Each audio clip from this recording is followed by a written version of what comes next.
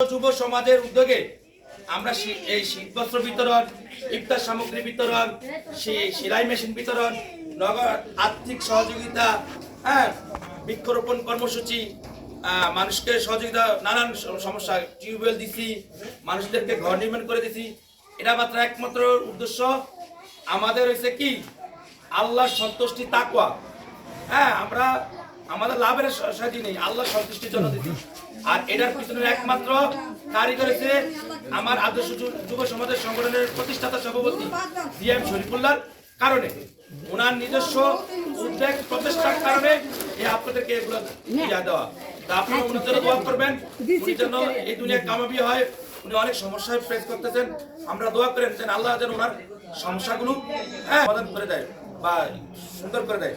আর আমাদের ইয়াতে সহযোগিতা করেছিলেন বিগত সময়ে, আমরা নাম বলতে আসলে ভুলে গেছিলাম, আমাদের আমেরিকান প্রবাসী একজন জহির মজুমদার, উনি আমাদেরকে সহযোগিতা করেছেন।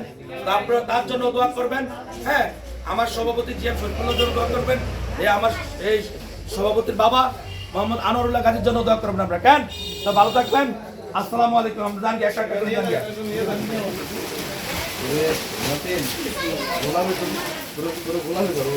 ভাই